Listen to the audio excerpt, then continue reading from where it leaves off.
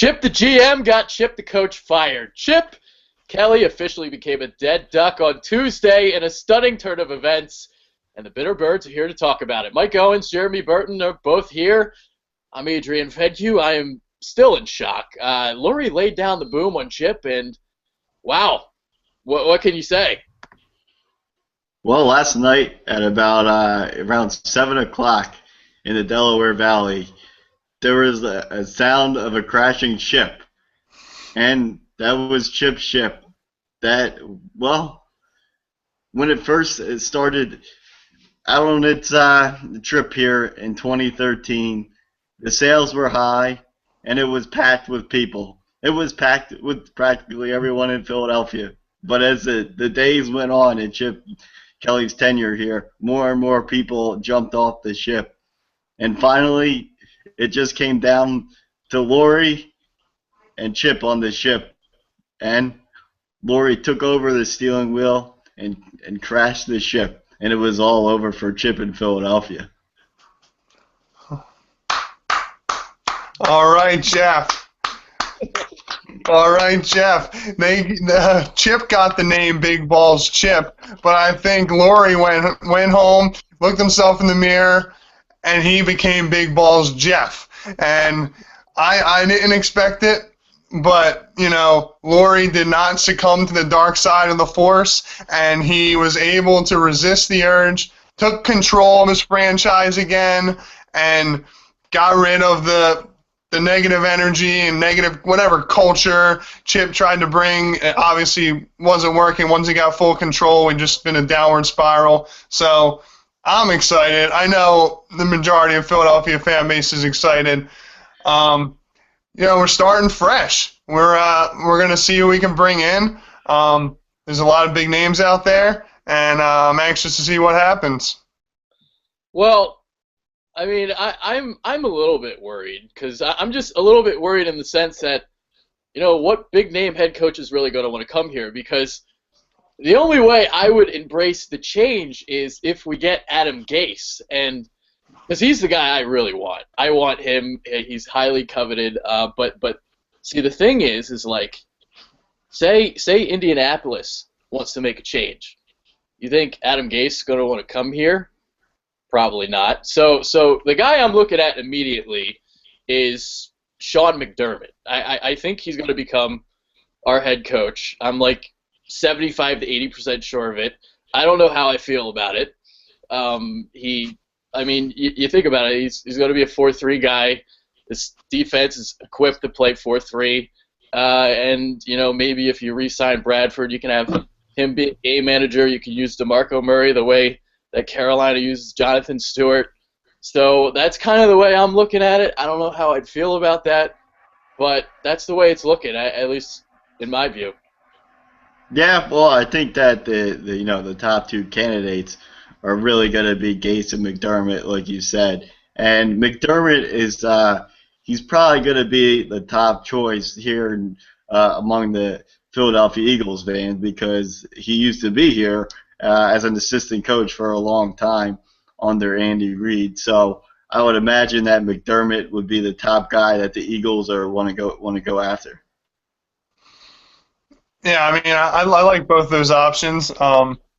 Sean McDermott, I mean, that's a great story. I mean, coming back, you know, the protege of Jim Johnson and, you know, God rest his soul. But I think he could bring, you know, strength to our defense. You know, our guys fit that scheme that he would bring in. And what I like about McDermott is I think he would, you know, since he's not a big offensive guy, you know, you'd bring in an offensive coordinator, and I think he would just go, he would like to have a traditional style offense. Give me some I formation. Give me a big fullback and a good offensive line. Run the ball, play action passes. You know, West Coast offense. I think that'd be a great change. And for God's sake, not having the defense on the field for 45 minutes of the game. I mean, it's ridiculous. Our defense under Chip was playing, by the end of the year, probably a whole extra, like, couple games worth of snaps. And I don't care what anyone says, it wears on them. So any change is great in my eyes. Yeah, I mean, we'll see. The Gase thing. I mean, the way I kind of see it is this. I think you can win a Super Bowl with Adam Gase, but the way I kind of want it is I want a complete rebuild. I kind of want to just start from scratch. Unfortunately, you can't do that with some of the contracts they have. Maxwell and Murray and all that. But I kind of want, because Gase is a young guy, and I kind of want them to struggle to start, just so there aren't really that many expectations and the cesspool that is the Philadelphia media. So you kind of just have Gase learn the learning curve slowly, and maybe by year 3 or year 4 he can really flourish. So the way I would see it, I would not bring back Bradford. I would find your own guy, whatever one you want, and I'd give Fletcher Cox $100 million, build the defense around him, and just go from there. But Adam Gase is the guy I want. But if I had to guess, if I had to put my money on it, it's probably going to be Sean McDermott. So what do you guys think? Who is going to be? Who's the guy you want, and then who's the guy that you think is going to be the head coach? Well, I mean, obviously, there's a lot is going to depend on what happens at the end of the season, what coaches become available, etc. Because there is guys like Sean Payton with the Saints, where he could leave the Saints and then all of a sudden he could jump to the top of the Eagles board. But if you're looking at coordinators and things like that, I would probably go with Gase too if he was available. He would probably be my number 1. McDermott would be my number 2. But what I think is going to happen, I think that McDermott's going to be the guy just because of his familiarity with the city of Philadelphia. Yeah, I mean, I'm kind of the exact same too with me. I kind of agree with you guys. I mean, I would say the same thing. If I had to throw another name out there, I kind of like is I like what Hugh Jackson's done with the Bengals as he's their offensive coordinator. He also took a Raiders team to 8-8. That was in shambles the year Al Davis died. He had Jason Campbell as quarterback, and he took he saw the progression of Andy Dalton over the past few years. He's really, really come along very well, and their offense has been tops in the league this year. So I'll throw Hugh Jackson's name out there as another guy I wouldn't mind having. Yeah, if you look at some of the other candidates, you got like Josh McDaniels, maybe you got Hugh Jackson. Those are names. You got some like crazy names that Ray Didinger threw out there today. He said John Gruden. I mean, there's probably like 2% chance of it happening, but he said that he had an itch to coach, whatever the hell that means. So we'll see. But some interesting names. I mean, I don't think it's like a great pool of candidates, but you can only hope that Jeffrey Lurie is able to lure in Gase. That's all I can say. Embrace Gase. Embrace him. Well, if there's a positive spin on the way the roster is constructed right now, you really have to look at the quarterback position, because if you ever want to bring in a new coach, you really don't want to have a mediocre quarterback here that they have to be tied to automatically. So with the situation at the quarterback spot, the new coach is going to be able to do whatever he wants, and that's good. If you're trying to start out with a new coach, he can go out, get his quarterback, or if he likes Bradford, he can start the build with him. Yeah, that's a big question. I mean, any new coach wants to have, his guy. He wants to bring in his guy, a quarterback. It's the most important position on the field.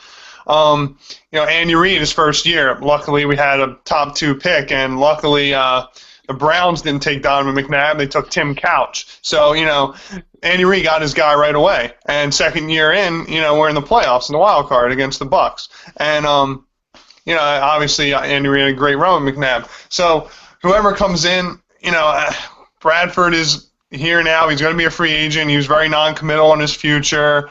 I mean, it all depends on what the new head coach wants. I think he can do, and Bradford's going to cost you a lot of money, but I wouldn't want to take Bradford for more than 2 years, because I think the head coach is definitely going to want to draft a guy and sit him on the bench and then eventually a couple years down the line play. So I really don't know what to do with Bradford. I'm kind of anxious to see what's going to happen. Depending on who the coach is, I don't think Bradford's necessarily going to be here, especially for the money. Yeah, I think it definitely depends on who the coach is. Like Adam Gase, I don't think it would be Bradford. McDermott, I definitely think it would be Bradford because of, you can kind of win more now with McDermott, the way they can build the defense and the way that they'll play offense with, you can play the I formation power stuff with Murray and, kind of build around that and a low passing game with Bradford, kind of have him manage the game a little bit. But a guy like Hugh Jackson, I think, would want a new quarterback. Josh McDaniels, if he comes here, would want a new quarterback. I think you would want to build around the guy that you want. But since McDermott's more of a defensive mind, I think he's thinking defense more than the quarterback, maybe per se, more so than the other guys. Yeah, I mean, it really will be up in the air. It's the quarterback position is something we won't know until they get the new coach in here and we get to see what the new coach's vision is all about. I'm just excited, man. I'm excited for change. Hopefully we lose on Sunday and we can get a top 10 pick. Yeah, well, we'll see what happens, man. I think I said this last week. The highest they could go is 8th, and the worst is 17th. So, if you go 8th, then maybe you can have a chance to get one of those Paxton Lynch or Jared Goff in the draft. We'll see. So, let's move on to Chip Kelly. The fact is, the guy was 26 and 21 as a head coach in the NFL. That's a better 3-year start than Pete Carroll, Bill Belichick, Sean Payton, and Ron Rivera, but sometimes the stats mean nothing when you've lost a locker room. And, once you kind of lose the trust of the players, then, it's time for you to go. And I think, this is just the first of hopefully many stops for Chip Kelly in terms of the head coaching thing, but he really screwed this one up, and you can only hope he learns from it. But if you listen to the press conference today, you can see why Jeffrey Lurie gave him the boot.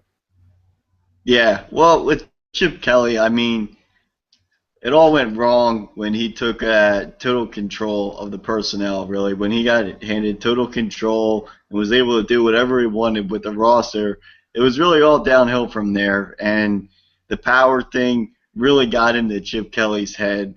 And this offseason, with the trade of McCoy really was kind of the start of this whole thing with Chip Kelly, where he just lost his mind. And how I look at it is, Chip Kelly just became this mad scientist. And I mean, he was the main guy in the lab, in the science lab there. And he had all these chemicals, and he was just putting everything together. Didn't matter which chemical was which. There was really didn't seem like there was a plan. He was just putting everything together and hoping for the best. And well, it didn't work out. And I think the main thing with Chip Kelly is what happened is he thought that his scheme could win out in the NFL, and that didn't happen. He found out that you have to have talented guys on your team to win, no matter how much of a jackass these talented guys are. Sometimes you just have to deal with them. And I think that Chip Kelly, he learned a hard lesson. I still think that Chip Kelly is a very smart man. I just think that he's a good coach. I think that he is just not built to have total control and be a GM as well. Yeah, well, definitely agree with you. His first mistake was bringing on Billy Davis when we first started coaching. That's one. That didn't help his cause. And then, yeah, I definitely think getting full control, I mean, it's pretty ballsy, but even Jeffrey Lurie said it was, you can't win in this league without taking some risks. And sometimes, you take a risk, you take a gamble, sometimes it doesn't work out. So 2 years into his NFL tenure, Lurie gave Chip full control. Obviously, a lot of questionable moves. All these reports started coming out, and they really started making sense. Guys like Brandon Boykin saying, walk past them in the hallway, won't even look at them. you're a head coach. You have to have a leadership qualities and be able to coach 53 men. Like, these aren't 18, 19, 20-year-old kids. I mean, this is, he's in the big boy league now, and obviously he couldn't handle it. So the Eagles are paying for it now in their search for their new coach. Yeah, his personality is a lot like Bill Belichick's. You said this in the pre-show. He probably doesn't know who the players' wives are, or some of that stuff. He may not know some of those details as some of the other head coaches out there. So for him, he's got to get back to the drawing board. He's got to really do some self-evaluation and figure out what from a mental standpoint. I think this entire thing is a mental thing. I think he's got a great football mind. It's one of the best, I think. But in terms of just handling the players, it just went wrong real quick. And in terms of the GM thing, you had LaShawn McCoy. You traded him for a guy who wears belly shirts. And, well, we're from Philadelphia. We don't like men who wear belly shirts. That's the first thing. So you have that happen. Maclin goes for $11 million to Kansas City. Kansas City is in the postseason, and we're not. Maclin, we offered him $9 million. He wanted $11 million, and we kind of let him go without a fight. Kind of what happened with Chip yesterday. He didn't really fight with Lurie. He just took the firing and left. So you have guys that are leaving, these game-changing players. You lose a bunch of them even with Deshaun Jackson, so you start to lose the locker room. Like, what is this guy doing? Like, what's going on here? And so you get rid of all those guys, and then you added other players at a high price that aren't really panning out. So he failed to address needs along the offensive line, never drafted a lineman the last 2 years. So you lose the trust of the locker room, and Jason Peters took himself out of the game in the fourth quarter against the Redskins, and basically said, I'm not playing for a team that's not going to make the playoffs. And Chip's got to go back to the drawing board. This team gave up on him. Yeah, they really did, and this is one of the alarming things with Chip Kelly. How you were saying, he kind of just puts his tail between his legs sometimes and walks away from the situation. And I felt like that was very, very evident with the Evan Mathis situation specifically, where Chip Kelly just said, Mathis's agent said that he didn't, they weren't going to, negotiate a new contract or whatever. And then Chip Kelly just said, okay, that's it. And he just let Mathis walk away. So I think that there's a lot of things that Chip Kelly has to learn in the NFL. He has to learn that sometimes you can't let talented guys go like that. Even if it's a veteran guy that's getting older, he would have still been a nice death piece for this offensive line that really struggled. So he has to learn how to really negotiate sometimes in the NFL. It's not one of those things where you can just listen to everything the agent says. Sometimes you have to listen to what the players want. And one of the main reasons why, Lurie made this move before the last game is because he wanted those extra days to talk to the players before the end of the season to get their input on everything. Yeah, it's a great point. I think Chip's ego is the reason he got fired, and the whole, his scheme is, his shit doesn't stink. He's the smartest guy in the room. His scheme's the best thing since sliced bread. But talent, you need the talent to fit in your scheme. If you get rid of these Pro Bowl players for injured players, you see the results. You don't address the offensive line, you see the results in the running game. The proof's in the pudding, and Jeffrey Lurie said his reasoning why he got rid of him a week before the end of the year, and to get more one-on-one time with the players, he called a players-only meeting and addressed them. It was either I think it was this morning, and you're hearing all these players come out now with quotes saying, like a couple of players saying they're ecstatic. Marcus Smith specifically saying he's ecstatic that Chip's gone.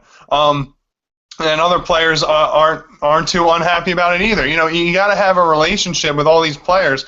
I bet you Chip couldn't tell you the names of the wives or girlfriends of any of the players or hardly any of the players on the team. It's like that's not what I want in a head coach, and I'm sure that's not what the players want. And obviously, in the end, the players win because they're the ones on the field playing.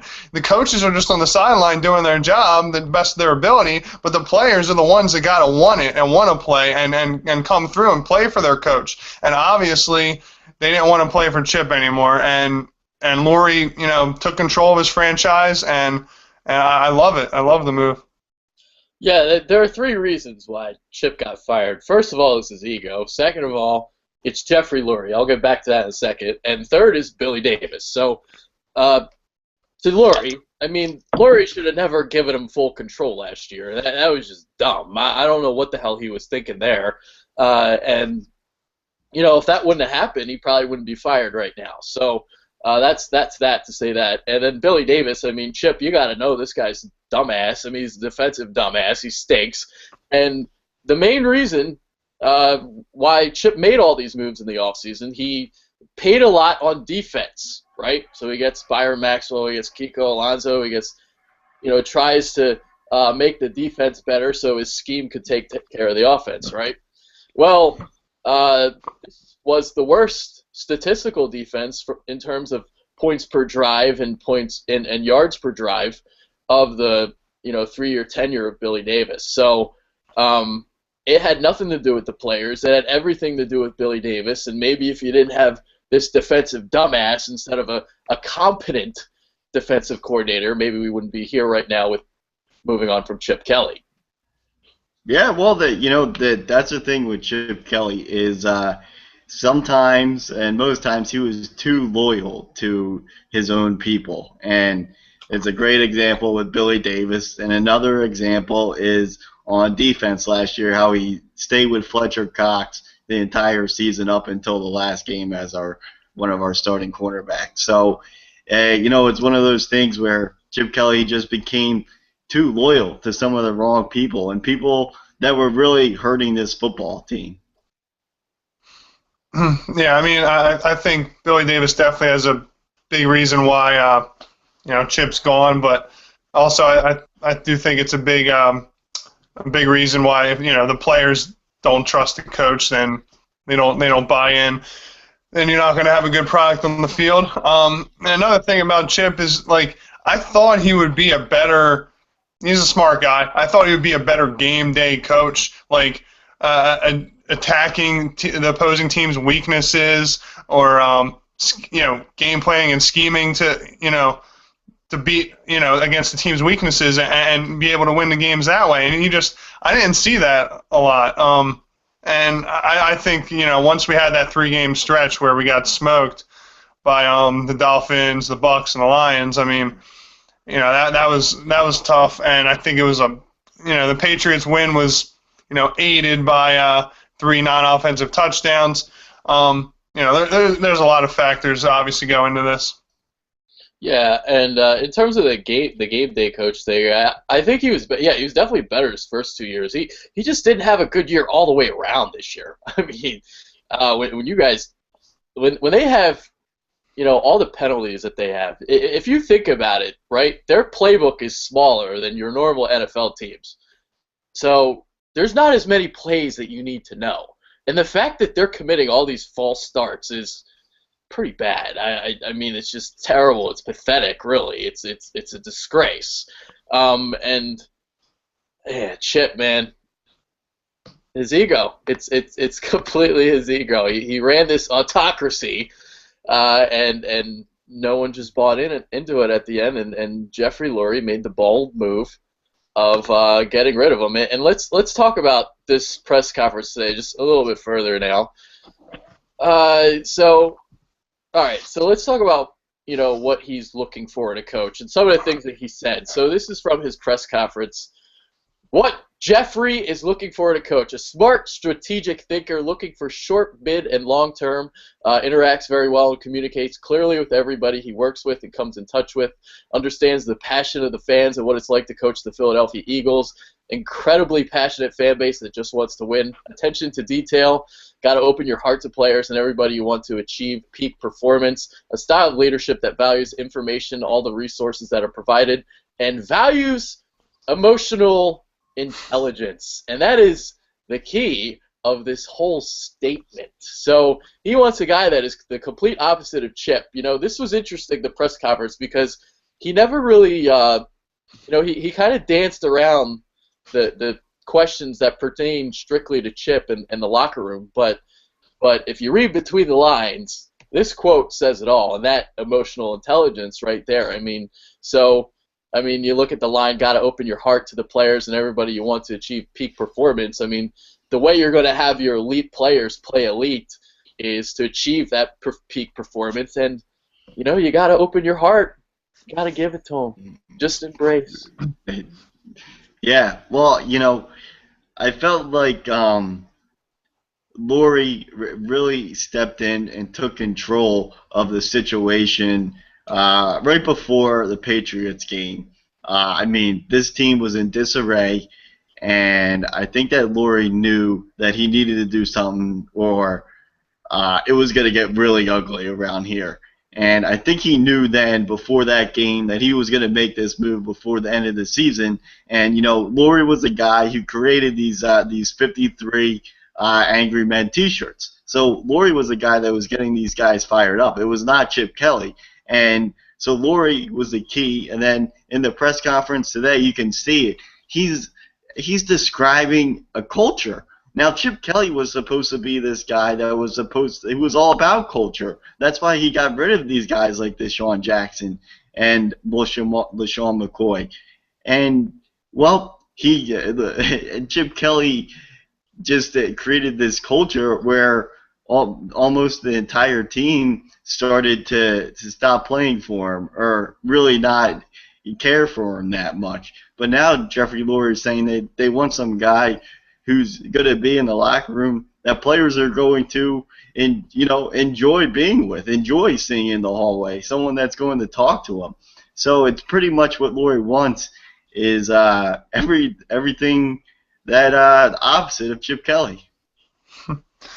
Yeah, what's funny is a good team with a good head coach shouldn't need their owner to motivate their players. I mean, their head coach should be able to do that. So hopefully the next guy will, fit Jeffrey Lurie's checklist. And yeah, it is everything like the opposite of Chip. He wants to have interpersonal relationships and be able to make bonds with the fans and open your heart, as he says, and be able to be emotional and not some stoic, stubborn ass. That's what Chip was. And a lot of I heard players saying that they would go approach coordinators and position coaches because they didn't feel like they could address like Chip Kelly. He's like unapproachable, and that's a problem. So the next guy wants Lurie wants him to be approachable and be able to be that interpersonal. Have a good relationship with all the players and the fans, obviously. And obviously you want somebody smart, strategic, and be able to adjust on the fly. And I think we'll be able to find them. Just got to have some faith. Yeah, and this firing is a little bit different than the Andy Reid one and the Ray Rhodes one, because you could have make the argument that during the Andy Reid year, Lurie fired him a year too late. And he kind of went against the grain this time. He abandoned ship very quickly, so he didn't even give him another year to rectify his mistakes. He just had enough of them, and he cut bait. So, and he also said the reason why he, in terms of the timing aspect of the firing, he said, I wanted to get a jump start on the head coaching search. The 6 extra days is important. And he also said, in fairness to Chip, to be able to view the marketplace. So, and then a third reason, the opportunity to spend a lot of time with the players, to kind of talk with them, through the meetings and all that stuff. So he did it for a variety of reasons. Now, I have a doomsday scenario because this is like the roster is the reason why I'm like very scared of what might happen. So, my doomsday scenario has already begun because Howie Roseman is back in charge. It's going to be a collaboration, but the fact that his nose is in the business is not good for me. It makes my stomach turn. So my doomsday scenario is they're going to keep Pat Shurmur as the head coach of this team because other candidates will continue to pass on us. Yeah, well, I mean, if that happens, I think that we're all going to be running for the bridge and jumping off because that would just be an absolutely horrible situation. I mean, let's just pray to God that doesn't happen. Well, I mean, I'll be right there jumping off with you. But I don't think that's going to be the case. I think there's gonna. I think maybe we don't get Adam Gase or even Sean McDermott, but I think there's somebody out there, a good candidate that is going to want to play for. This is a big market team, a fan base that is so passionate and just dying for a win. It's been 55 years since we won a championship before the Super Bowl was even around. Like, I think somebody's going to relate to that and want to bring a championship here. And whoever that is, I'm gonna back him up as long as it's not Pat Shurmur. but the point is like, say Sean McDermott and Adam Gase pick other jobs, then you're looking at like Hugh Jackson, Josh McDaniels, Todd Haley's name has been thrown around. Todd Haley, so we got like Tom Donahue and Howie Roseman back in charge, and they're calling the shots. So not good. I don't like that. But I mean, would I be all right with Josh McDaniels or Hugh Jackson as our coach? Not really. Yeah, well, I mean, it's kind of crazy with the whole Roseman situation because this is a guy who went from being the GM to going to pretty much, I believe he had in his job title, it was something to do with equipment. So he was looking over the equipment at one point this season, and now in the same season, he's back to being a key part of the organization. So yeah, it's pretty wild with Howie Roseman, and I mean it's kind of hard to have get confidence with Roseman having a say in our new coach, but I mean we just gotta hope for the best. Well, Howie Roseman did have his hands in the Fletcher Cox and Benny Logan and Michael Kendricks and Zach Ertz draft. Let's just hope Danny Watkins doesn't re-enter this draft. Or Marcus Smith. I still say Chip had final say on that Marcus Smith. No, that's not true because I heard that Chip wanted Jordan Matthews and Howie said you can wait till the second round. That's just the report. But all right. So to further talk about Jeffrey Lurie, the trend with him is to find like an invention or something, to find a discovery, because owners have egos too.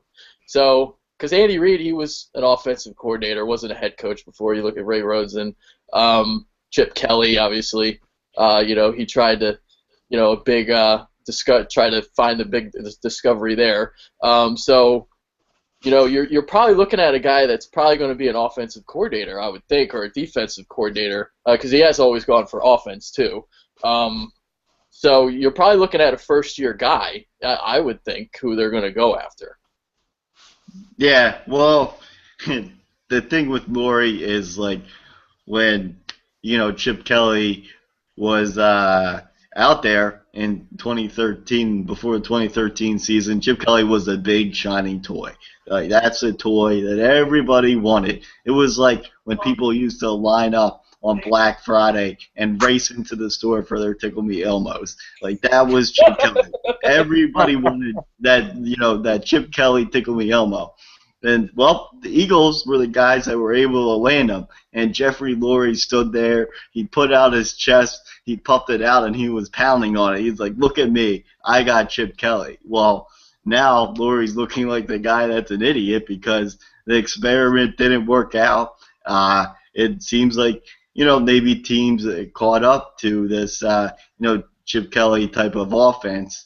And everyone in the NFL always wants the greatest and the newest thing. It happened. Remember when the Wildcat was a big thing? Everyone tends to adapt to the new type of system or a new type of play. So it's we'll see how it all pans out. But I think that Lurie is probably going to try to go with a first year guy.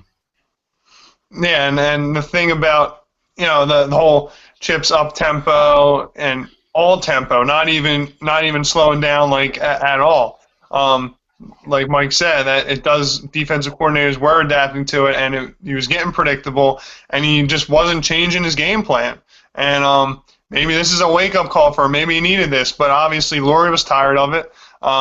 He was tired of the culture he brought on and how all the players felt, and so on and so forth. So that's why he did the move, and Lurie didn't rule out. You say he might bring in an offensive defensive coordinator. He didn't rule out going after another college guy, going after a retired guy, John Gruden. He didn't rule out any of this. So, let's hope there's another Tickle Me Elmo out there that can that'll tickle Jeff's fancy. Oh man.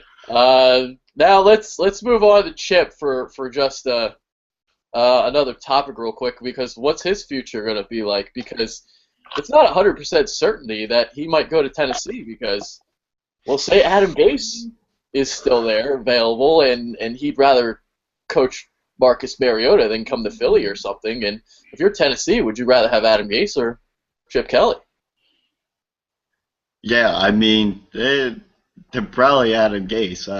The thing that with Chip Kelly is I don't know how many people are going to want him after how this whole thing played out here in Philadelphia, because everyone saw what happened here. I mean, Chip Kelly, he took over total control of this team, and he pretty much destroyed it. And is another organization going to want that? Are they going to want to bring in a guy that's just going to take apart the whole team and he's just going to build it up the way that he wants it?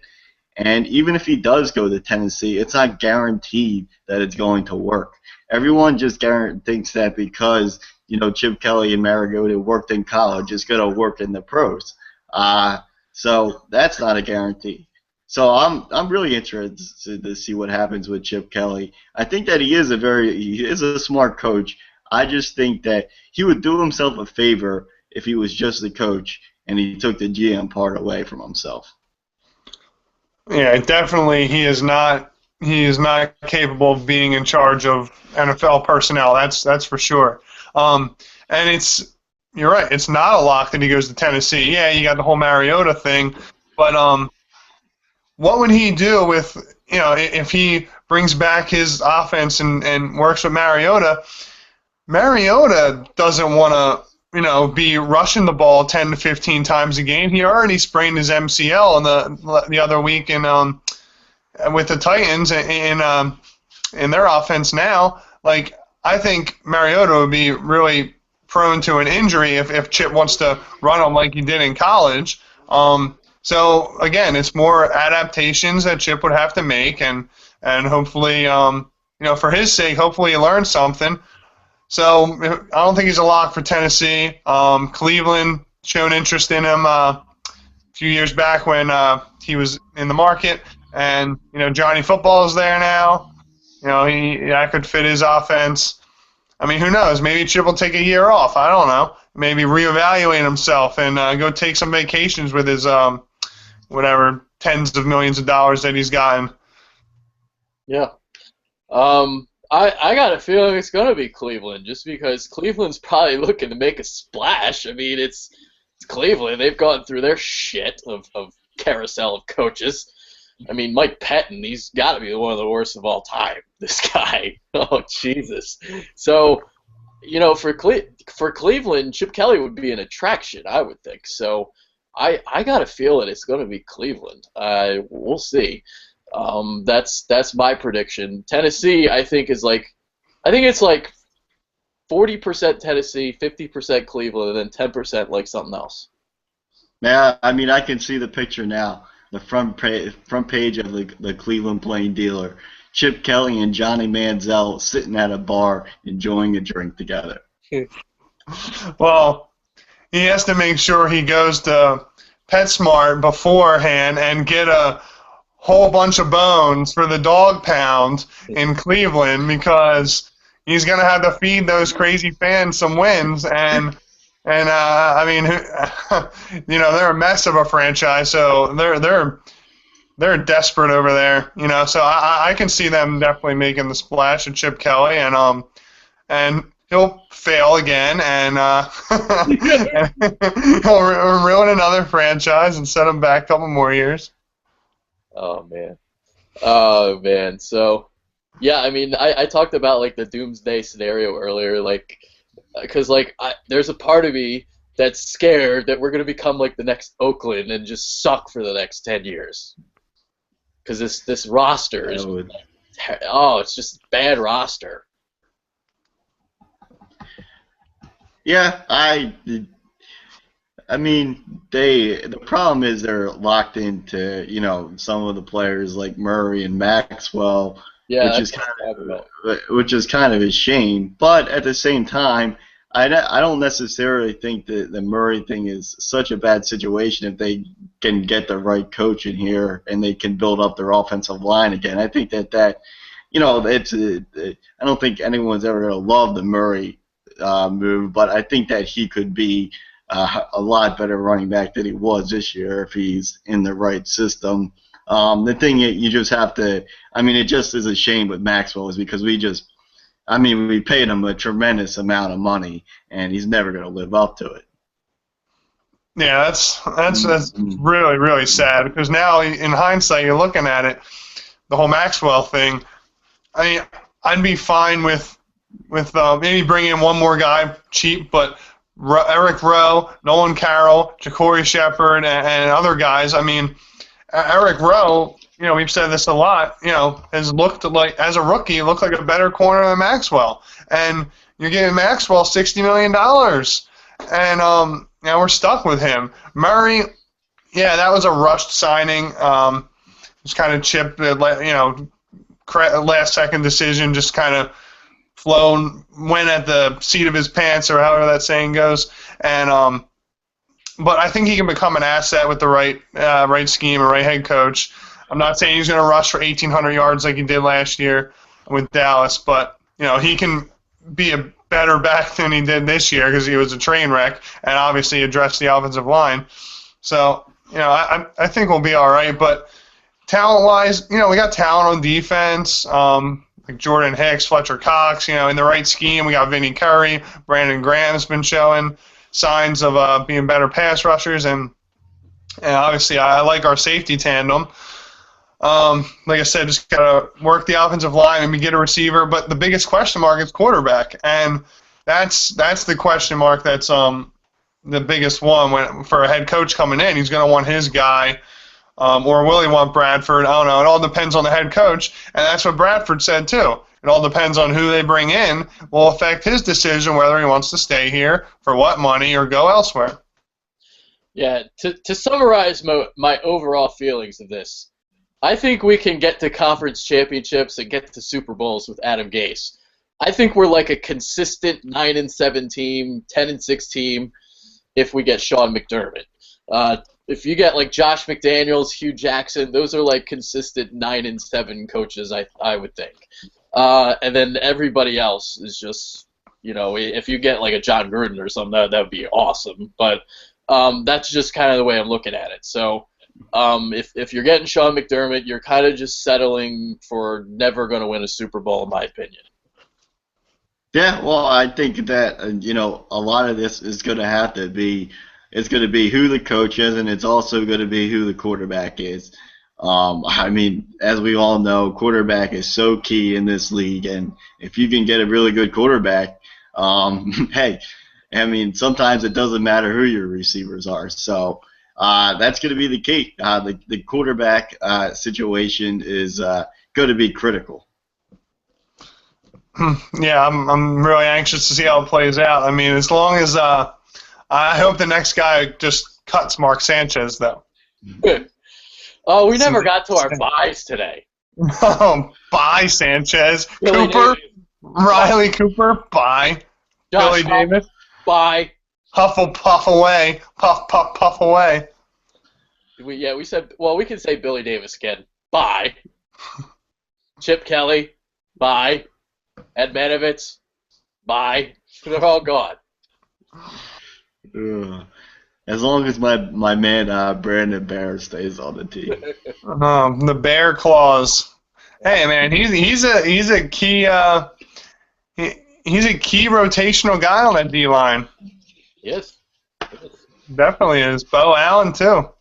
Oh, Bo Allen. He's got a ponytail, which is awesome. Oh, he's got a ponytail. You know Bo Allen and Brian Brayman are staying on the team. They're best buds. They cuddle in the hot tub together. They tie their ponytails together and sit back to back. And yes. Exactly what they do. Oh. All right. Let's kind of wrap it up. Let's do final thoughts on everything. The last, whatever the hell you want to talk about. Yeah, I mean, geez, this thing kind of took us by storm here. I mean, everybody was shocked by the whole situation.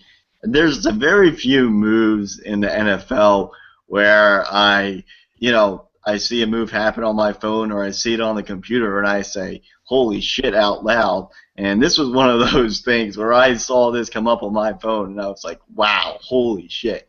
Because this was a stunner. I mean, it literally broke Twitter, first of all. You couldn't get on Twitter as soon as this happened. It wasn't loading. And then secondly, it took Comcast Sportsnet about 10 minutes to get guys into the studio to discuss this. So, I mean, NFL Network was the only one that had it right away where they were discussing it. So this was a total stunner throughout the league.